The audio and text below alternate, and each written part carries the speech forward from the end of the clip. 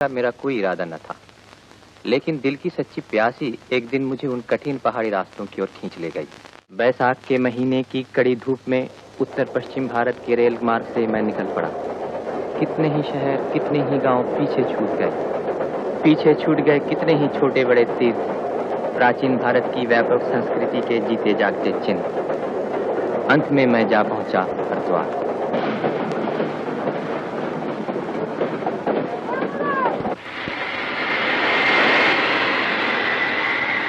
हरिद्वार, हर की पैड़ी। पतित पावनी गंगा पहले पहल धरती पर यहीं उतरी थी।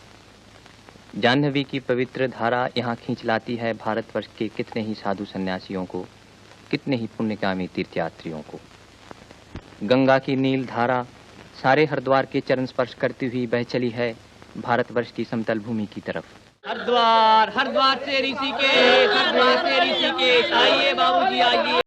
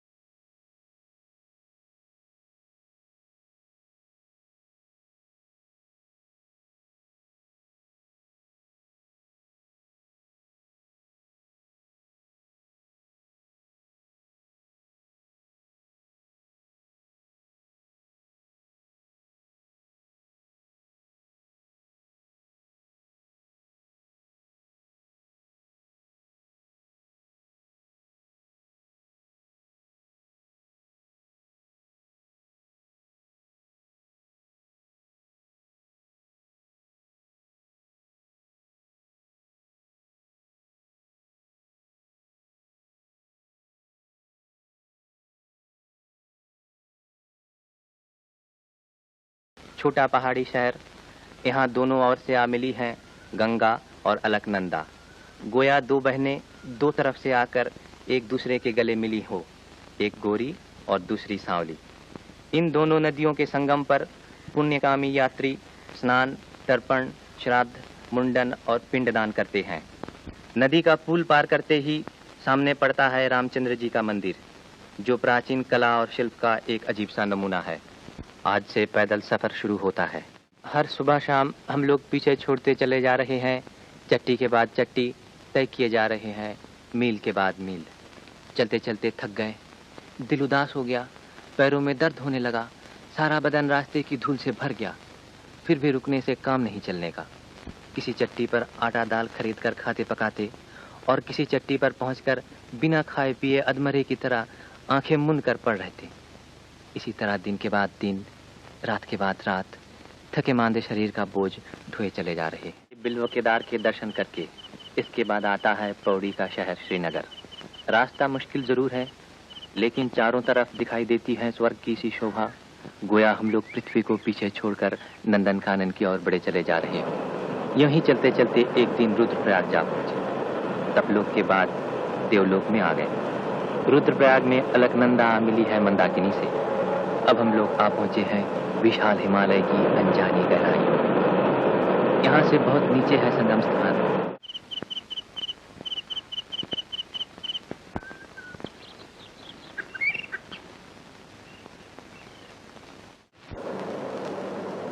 मंदाकिनी के किनारे किनारे चला गया है हमारा रास्ता।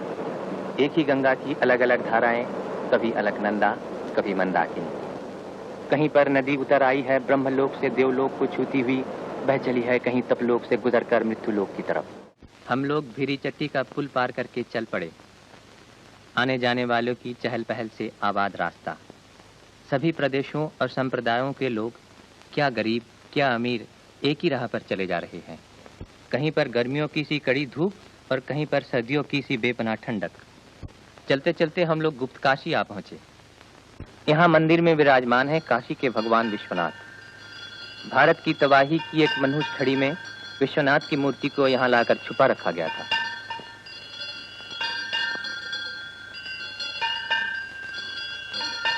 महीखंडा चट्टी के सामने का झूला, इस पर देवी पार्वती झूला करती थी।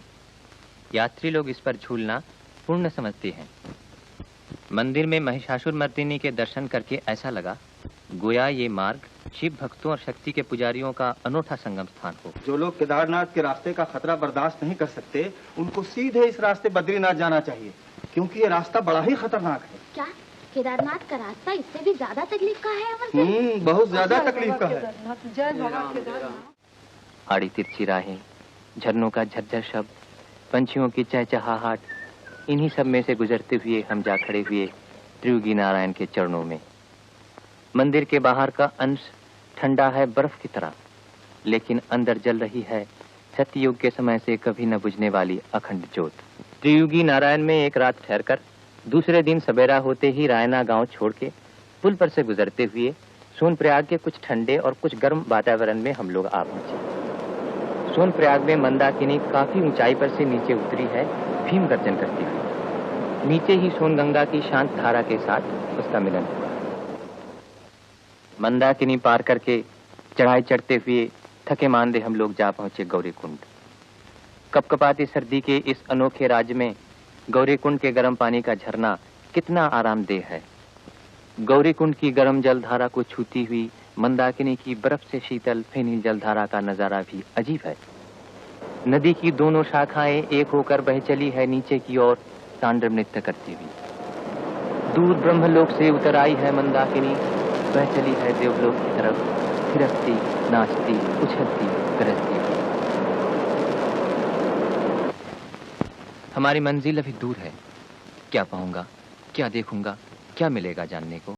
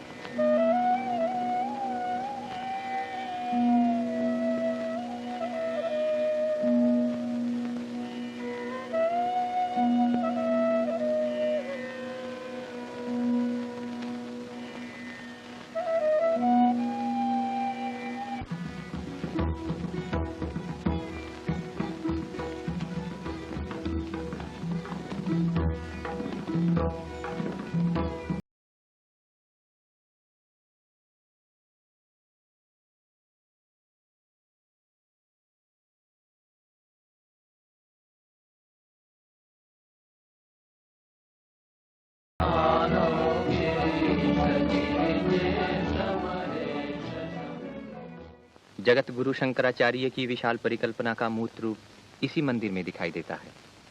लेकिन इस उत्तरधाम में उनकी यह उज्जवल कीर्ति देखकर भी क्यों मेरी शंकाओं का समाधान नहीं हुआ। मन ही मन प्रश्न पर प्रश्न उठते ही चले जा रहे हैं। चल पड़ा केदारनाथ से, चल पड़ा बद्रीनाथ की ओर। लंबे लंबे चढ़ाइयाँ उतराइयाँ पार करके गहरे घने जंगलों को लांघ कर हमने प्रवेश किया काली मठ के मंदिर के आंगन में। शक्ति रूपिणी कालिका की किसी प्रकार की भी मूर्ति यहाँ दिखाई नहीं दी, केवल दिखाई दिया उनका शून्य आसन। नाम से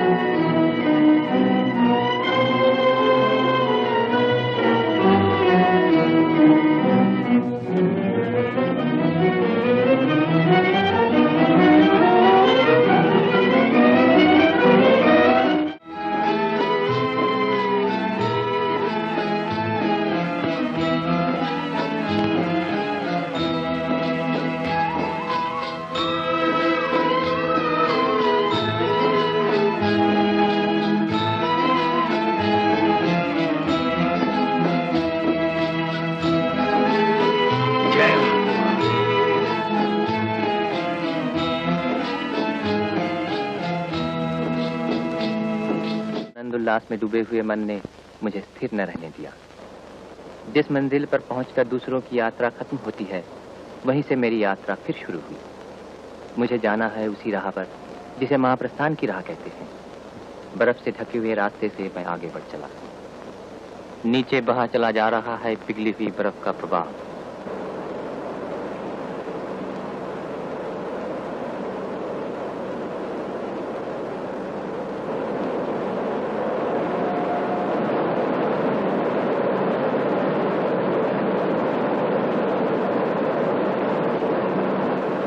बहुत कुछ आगे बढ़ जाने पर वसुधारा का मनोहर दृश्य दिखाई देता है।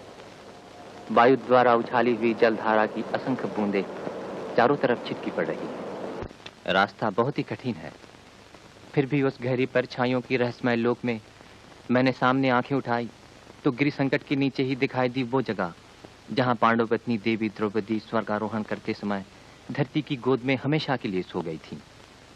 इस पवित्र लक्ष्मीबान के पुण्य क्षेत्र में पहुंचकर ऐसा जान पड़ा जैसे मेरी सारी सत्ता किसी गहरी चोट के दर्द से व्याकुल हो उठी हो। मैं फिर लौट पड़ा। के बाद समाप्त हुई। यहाँ 3 रातें बिताकर एक एक करके सभी लौट रहे हैं। वही पहले वाला रास्ता फिर आ गया। वही भयभीषणा धवल गंगा भयावनी चक्कर खाती हुई बही चली जा रही है। उसी के किनारे चला जा रहा है यात्री दल। सभी के चेहरे आनंद और उत्साह के तेज से चमक रहे हैं। फिर आ गया पांडुकेश्वर। कहते हैं इतिहास प्रसिद्ध चंद्रवंशी पांडु राजा यहीं निवास करते थे।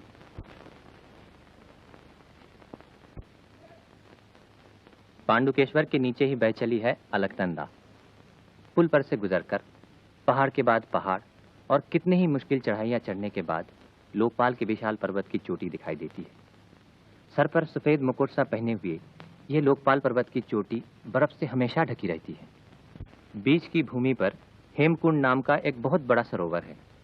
सरोवर के चारों ओर उजली चमकीली बर्फीली पर्वत श्रेणियां विराजमान हैं। मनुष्य का रहना सहना यहाँ संभव नहीं। कहते हैं सिखों के दशम गुरु गुरु गोविंद सिंह जी ने इस जनहीन स्थान पर किसी समय एकांत साधना की थी। उनकी उस महान साधना के स्थान पर आज एक सिख गुरुद्वारा दिखाई देता है।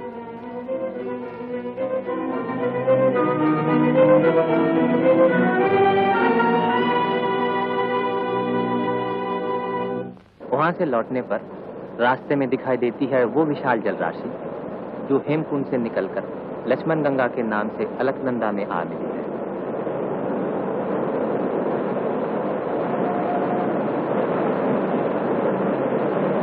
लौट आया विष्णु प्रयाग, वही विष्णु गंगा और अलकनंदा का अनोखा नाच रंग।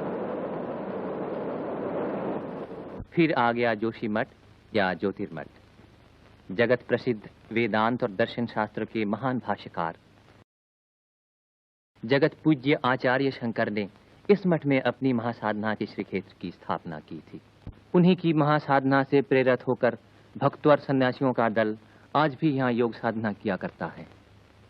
शंकराचार्य जी ने जहाँ परम ज्योति लाभ की थी, उस स्थान पर छाया घिरी साधन वेदी के दर्शन करने से भक्ति और श्रद्धा अपने आप उमड़ आती है।